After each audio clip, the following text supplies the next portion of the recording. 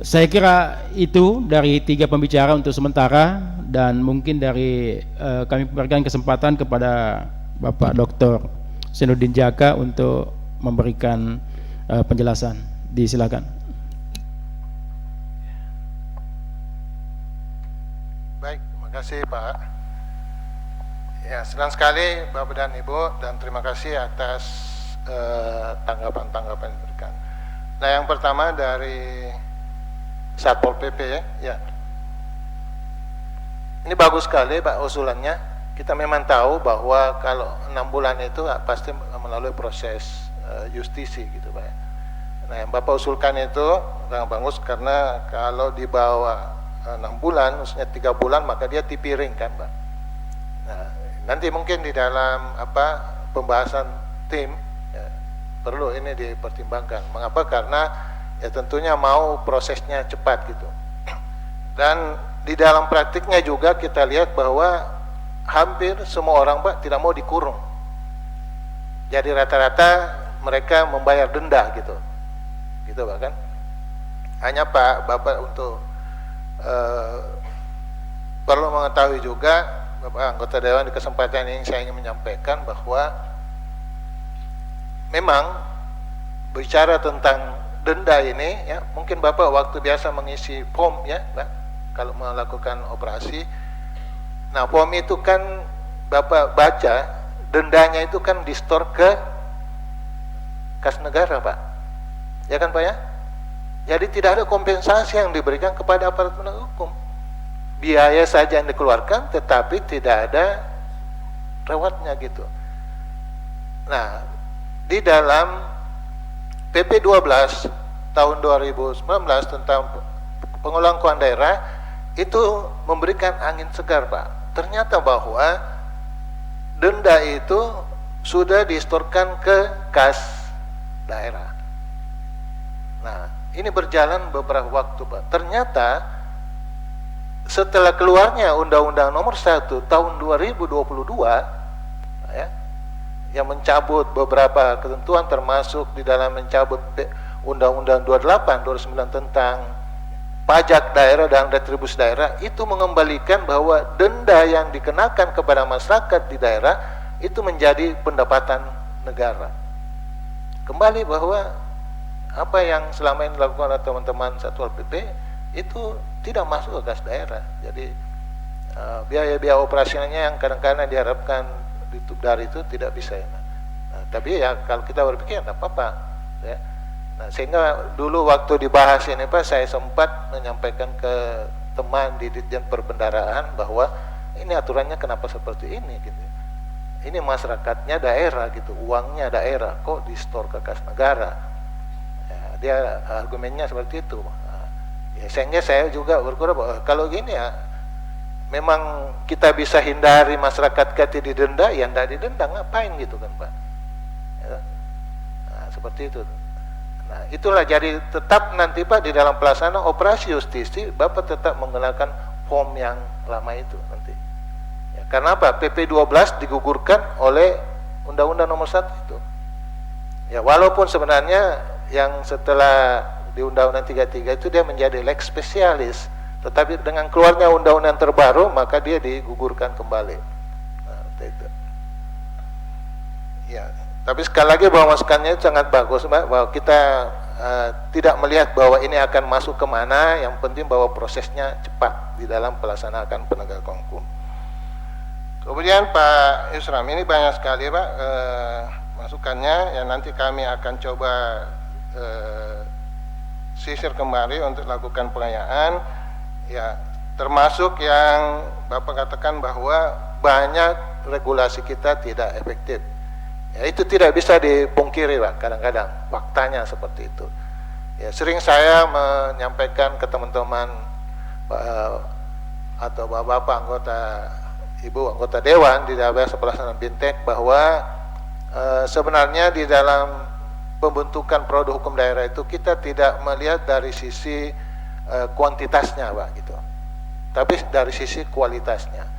Untuk apa banyak dibentuk tetapi nanti di dalam prakteknya biasa kurang efektif, tidak sekalian tidak efektif, kurang efektif biasa.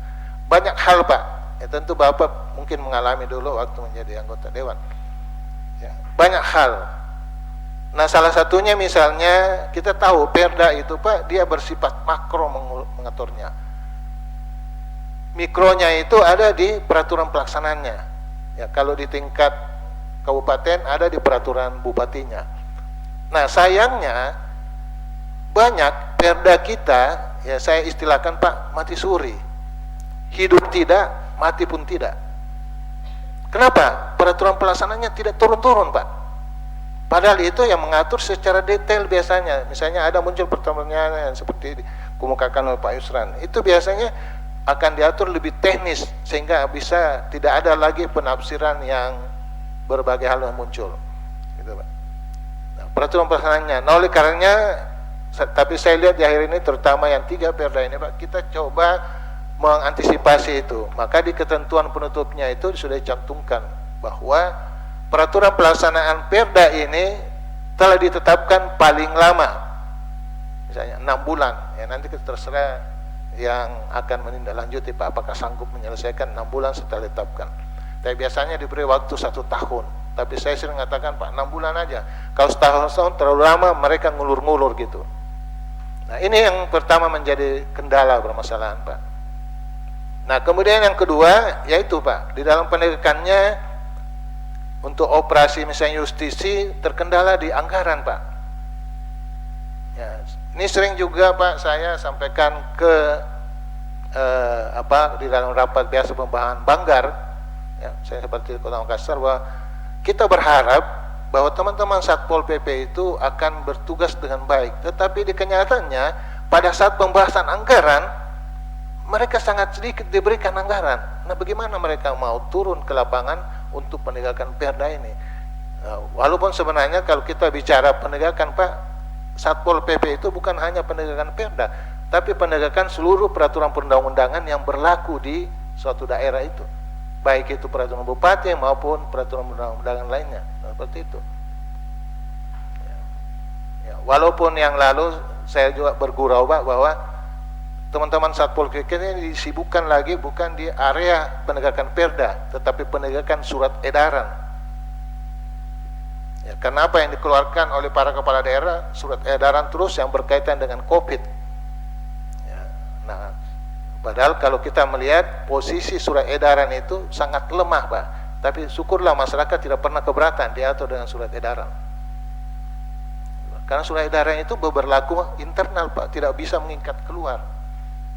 Nah, hanya mungkin pertimbangannya bahwa kalau mau membuat lagi peraturan bupati lama, gitu Pak. Harus dikonsultasikan lagi. Ini kapan diaturnya masyarakat ini yang kondisinya sudah darurat. Nah, seperti yang mungkin pertimbangannya. Nah, kemudian ya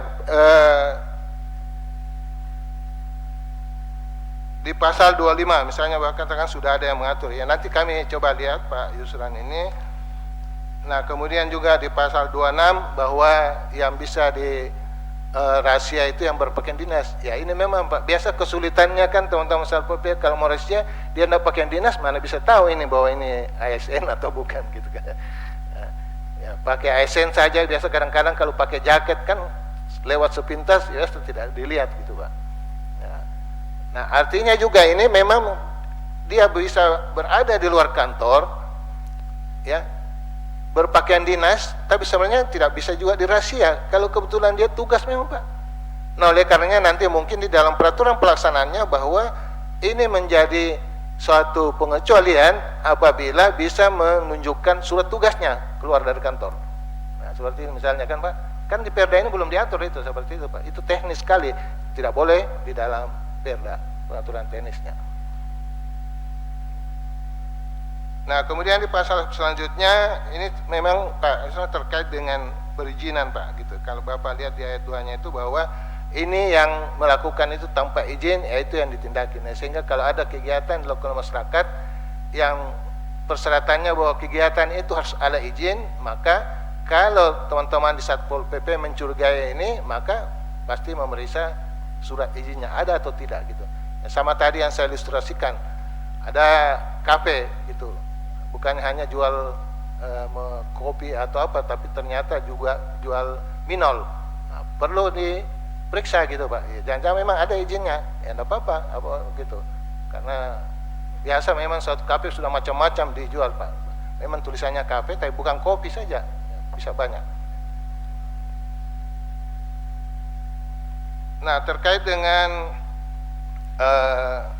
tindakan-tindakan yang dilakukan oleh teman-teman Satpol PP, ya itu mungkin juga ya kalau kita melihat bahwa keseharian saja itu Satpol PP berat, tapi itulah memang yang dituntut oleh pemerintah daerah termasuk masyarakat, dan itu menjadi konsekuensi tugas Satpol PP Pak, penegakan perda.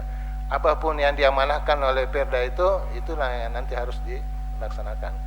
Nah, tapi kembali sekali lagi bahwa ini kendala juga menjadi teman-teman Satpol PP mengenai anggaran Pak.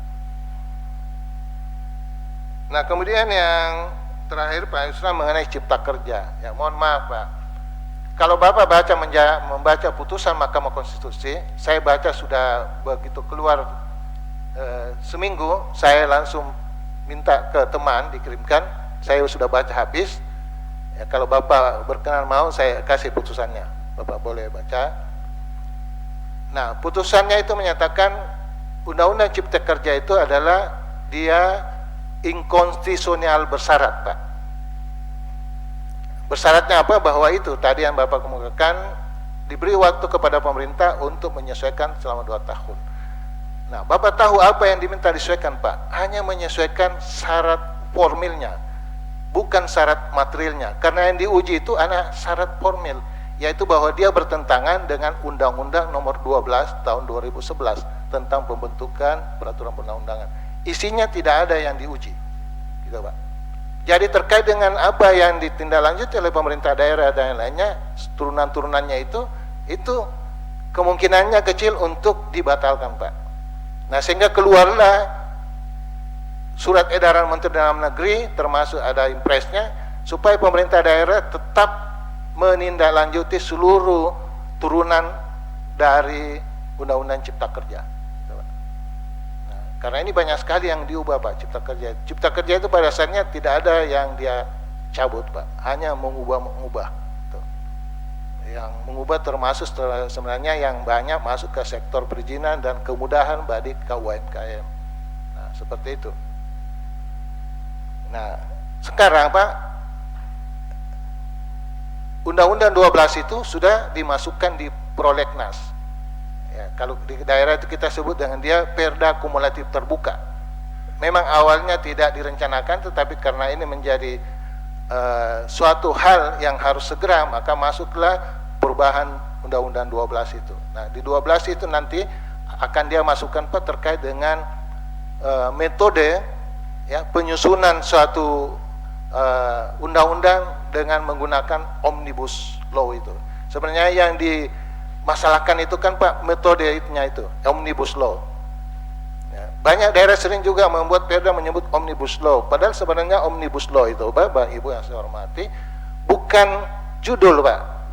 Itu adalah metode penyusunan perda. Ya, banyak yang digunakan, ada yang disebut mungkin Bapak sering mendengarnya dengan metode Rocipi dan sebagainya. Ya.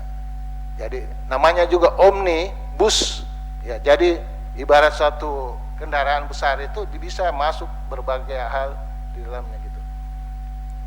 Nah, seperti itu Pak. Jadi setelah saya membaca juga itu, kalau teman biasa mengatakan, oh ini kita kekhawatiran batal, saya pikir tidak, karena sekali lagi bahwa yang diuji oleh MK adalah syarat formil, gitu Pak. Itu mungkin sementara yang dapat saya sampaikan. Terima kasih. Assalamualaikum warahmatullahi wabarakatuh. Terima kasih Pak Dokter atas penjelasannya. Jadi dari ketiga pembicara tadi, apa yang telah disampaikan akan menjadi risalah rapat dan akan didiskusikan lebih lanjut. Bagaimana tadi disampaikan juga oleh Bapak Kabak Hukum bahwa proses uji publik ini adalah proses awal di dalam penyusunan draft ini, dan nanti setelah dilakukan uji publik akan disempurnakan sesuai dengan masukan dan saran dan diserahkan kepada pemerintah daerah. Di internal pemerintah daerah akan dibahas dan dikembalikan kepada DPRD Kabupaten Sope sebagai bentuk persetujuan, dan nanti akan dilakukan penyerahan secara resmi. Setelah penyerahan secara resmi, maka sesuai dengan agenda yang ditetapkan oleh Badan Musyawarah akan dilakukan pembahasan melalui apakah dalam bentuk pembahasan melalui komisi bersama mitra atau SKPD terkait, ataukah dalam bentuk pansus, tergantung dari rekomendasi yang disampaikan oleh Badan Musyawarah DPRD. Jadi masih panjang perjalanannya ini, dan terakhir nanti akan dievaluasi oleh provinsi dalam ini gubernur selaku perwakilan, selaku wakil pemerintah pusat di daerah. Saya kira itu. Jadi seperti yang disampaikan oleh Pak Ardi Doma tadi, karena Pak Ardi Doma ini sering saya lihat asal waktu bosi-bosi pasti kan mengesah bengkung. Ya, dia pekerja sosial, Pak. Iya, pengabdian tanpa batas. Iya. Di Takalala itu tidak ada yang tidak kenal. Iya. Ya, dia mengiringi itu seluruh selokan-selokan yang ada di seputaran Takalala, bahkan sampai di sana di desa Marori Tengah. Ya, dia bersihkan selokan itu. Ya, kita mau katakan pegawai PU bukan. Ya, dia ya sukarela. Ya, betul-betul punya keprihatinan terhadap kondisi yang ada di wilayah Kecamatan Marirawo. Ya, biasa dikenal Kak Idol. Ya.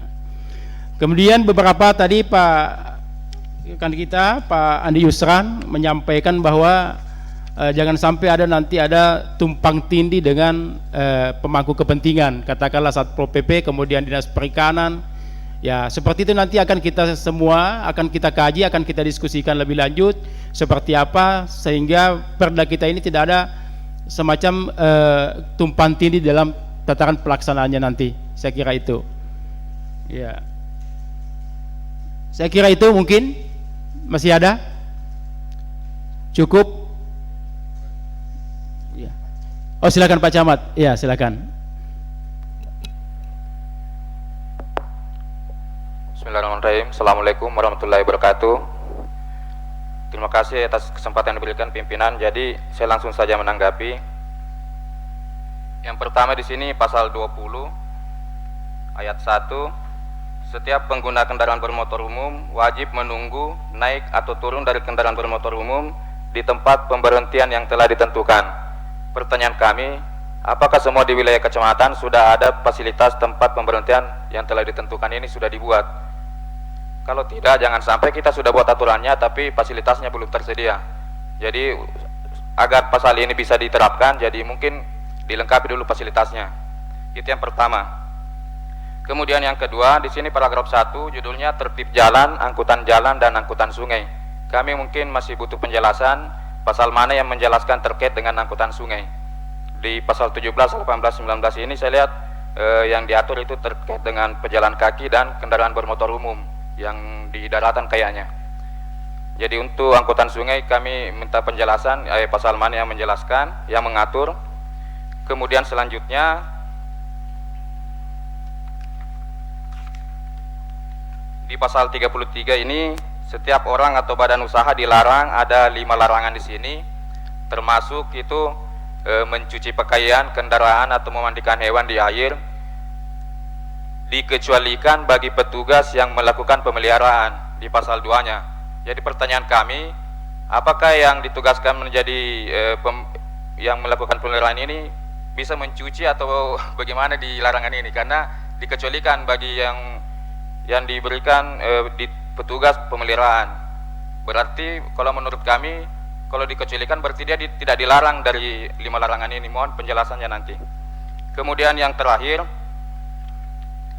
di bab 7 pasal 50 pelaksanaan operasional penyelenggaraan ketertiban umum, ketentraman dan perlindungan, dan selanjutnya itu berkoordinasi dengan TNI, kepolisian, camat dan lurah. Yang kami pertanyakan, apakah desa di sini tidak dilibatkan atau bagaimana? Jadi mungkin ditinjau ulang itu pasal 50, karena saya lihat tidak ada di sini dikatakan koordinasi dengan desa. Jadi apakah memang tidak dilibatkan atau bagaimana? Mungkin itu kami butuh penjelasannya. Mungkin untuk sementara dari kami cukup sekian. Assalamualaikum warahmatullahi wabarakatuh. Terima kasih Pak Camat Lalabata. Jadi ada beberapa hal yang dikritisi dan diberikan pandangan-pandangan. Jadi seperti kami katakan tadi bahwa memang rancangan perda ini nanti dan ketika menjadi perda memang terkadang memaksa kita untuk melakukan sesuatu. Katakanlah kesiapan berbagai fasilitas yang dilakukan oleh pemerintah daerah, sehingga memang nantinya rancangan peraturan daerah nanti ini akan kita serahkan kepada pemerintah daerah untuk didiskusikan di sana secara internal sejauh mana kemampuan mereka. Ya, karena ini nanti akan lahir menjadi keputusan bersama. Ya, tentu kesiapan Satpol PP-nya seperti apa dalam pengendaliannya, kemudian SKPD terkait lainnya, katakanlah perizinan dan lain sebagainya. Kemudian tadi masalah sampah terkait dengan lingkungan hidup, ya seperti yang dikeluhkan, yang disampaikan Pak Andi Yusra, apakah mampu dia? Ya, sekarang saja ini tidak mampu mengangkut sampah-sampah yang ada, yang disediakan tempat sampah katakan di pasar, di pertokoan dan lain sebagainya. Apakah mampu misalnya? Nah, itu coba kita angkat di sini. Kalau memang dia nanti ada persetujuan dari pemerintah daerah, berarti dia mampu seperti itu. Tapi saya kira nanti akan dijelaskan oleh Pak Dr. Jaka. Saya kira pasal-pasal yang lain, pasal 17, 18, 19 terkait dengan angkutan sungai, tidak ada yang spesifik diatur terkait dengan itu. Yang ada adalah hanya menyangkut masalah tertib jalan dan angkutan jalan. Ya, kemudian di pasal 33 ada bentuk pengecualian, di satu sisi adalah merupakan larangan. Jadi minta penjelasan. Kemudian di pasal 50 saya kira lurah dan kepala desa di situ pasti. Cuman artinya mungkin kesalahan redaksi, seharusnya lurah dan kepala desa. Memang ada beberapa pasal, semua saya sudah cek seperti itu, ya seperti itu. Jadi mungkin dalam penulisannya bahwa lurah itu diidentikan juga dengan desa, padahal desa juga ini adalah otonom. Ya, jadi seharusnya lurah dan kepala desa, lurah dan desa seperti itu. Ya, tapi mungkin nanti lebih jelasnya oleh Pak Dokter akan menjelaskan. Kami persilakan. Ya, baik, Pak Camat Lalabata. Ya, rupanya Bapak baca sepintas saya ini tapi sudah mencermati dengan baik dan melihat kekurangan dari rancangan ini. Saya langsung yang kedua dulu, di paragraf 1 dimulai pasal 1722. Betul itu Pak, untuk angkutan sungai memang belum ada. Setelah saya lihat nanti akan kami lengkapi. Terima kasih. Nah, kemudian di pasal 20, nah ini juga sangat bagus Pak, sekannya bahwa nanti tentunya akan kita bahas di tim, bahwa terkait dengan sarana prasarana yang dibutuhkan di dalam pelaksanaan perda ini tentunya harus disediakan terlebih dahulu. Betul sekali Bapak. Nah, oleh karenanya nanti mungkin di dalam rancangan perda ini di ketentuan peralihan akan kami cantumkan bahwa terkait dengan penyiapan sarana prasarana ini telah tersedia paling lama kapan? Yang seperti tadi katakan oleh Ketua Bapemperda, ini memaksa pemerintah daerah harus menyiapkan terlebih dahulu. Jangan larang orang terus tidak ada yang harus dipatuhi gitu. Nah, betul sekali Bapak Camat ini. Nah, kemudian di pasal 33 itu ayat 1-nya Pak larangan, ayat 2-nya eksepsinya. Jadi yang dilarang itu adalah orang-orang yang bukan petugas. Nah, di ayat 2 itu dikecualikan adalah bagi petugas. Jadi tidak dilarang bagi petugas yang khusus menangani sarana prasarana itu. Seperti itu Pak. Jadi dia bersifat eksepsi gitu. Kan seperti misalnya Pak, Bapak mungkin ada dari Disnaker Pak hadir? Ya, atau Satpol PP lah, bahwa setiap ASN itu dilarang masuk ke tempat hiburan malam, gitu Pak ya, kecuali petugas Satpol PP. Iya Pak, kan begitu. Jadi kalau petugas Satpol PP khususnya penyidik boleh masuk, biasa sama-sama orang Disnaker Pak, yang mau melihat apakah ini yang dipakai para penghibur malam itu punya izin tenaga kerja misalnya seperti itu. Ya, jadi beruntunglah juga Bapak boleh masuk dikecualikan gitu. Nah, seperti itu Pak Camat ya, contohnya, analoginya seperti itu. Ya, di pasal 50 juga Bapak cuma sekali melihat Pak, tentu bahwa semua unsur pimpinan sampai di tingkat bawah harus dilibatkan. Nah, kelupaan ini Pak, mungkin Pak Kadesnya ya. Baik, terima kasih Pak. Seperti itu penjelasan saya. Terima kasih Pak Dokter, saya kira jelas Pak Camat. Ya, apa yang telah disampaikan dijelaskan oleh Pak Dokter. Masih ada? Sudah cukup. Jadi perlu kami sampaikan bahwa tadi kami sampaikan bahwa ini merupakan awal. Jadi tidak menutup kemungkinan pada hari-hari selanjutnya ada hal-hal yang dianggap perlu untuk diakomodir di dalam ranperda ini atau ada perlu dihilangkan. Kami secara terbuka tetap